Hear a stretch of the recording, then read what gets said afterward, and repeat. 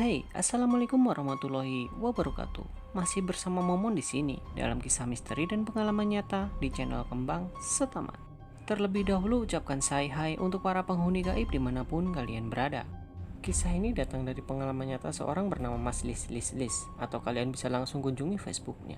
Dan jangan lupa follow juga akunnya ya. Tapi sebelum kita masuk ke cerita, seperti biasa berikan dulu jempol kalian dengan cara like, komen, dan subscribe untuk menambah daya magis pada channel ini.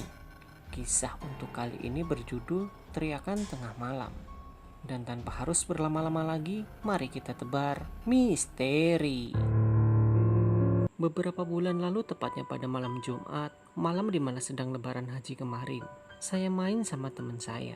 Karena hujan lebat, saya berhenti di sebuah warung kopi sambil menunggu reda.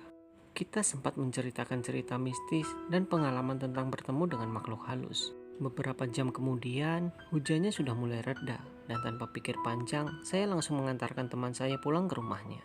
Dan saya pun main di rumah teman saya lumayan lama, dari jam 11 malam sampai jam 2 dini hari. Singkat cerita, saya pun minta izin pulang karena malam telah larut. Di perjalanan pulang, saya mendengarkan musik yang begitu kencang hingga tidak terdengar orang ngomong dan suara motor. Jalan pulang yang saya lewatin pun cukup seram, banyak sekali pohon bambu dan jarang sekali melewati rumah. Tidak lama kemudian, saya merasakan merinding yang begitu kuat. Pada awalnya saya cuek dan saya melihat kanan dan kiri, namun tidak ada seorang pun atau rumah yang saya temui. Saya terus fokus sama jalan yang saya lalui. Tiba-tiba ada yang berdiri di tengah semak-semak yang tinggi. Dia seperti memakai baju putih. Mukanya saya tidak terlalu jelas melihatnya. Pada awalnya saya kira itu tadi orang. Dan setelah saya lewat di depan makhluk itu, tiba-tiba makhluk itu berteriak dengan kencang. Padahal saya sudah pakai headset dan lampu motor saya tiba-tiba mati seketika. Sedangkan motor yang saya kendarai terus melaju dengan kencang. Mau dihentikan tapi tidak bisa direm. Akhirnya saya hilang kendali hingga terjadi kecelakaan. Sampai sekarang, teriakan itu masih terdengar jelas di telinga saya. Saya sempat nyusruk dan menabrak sebuah pohon yang tidak terlalu besar. Untungnya, saya masih diberi keselamatan.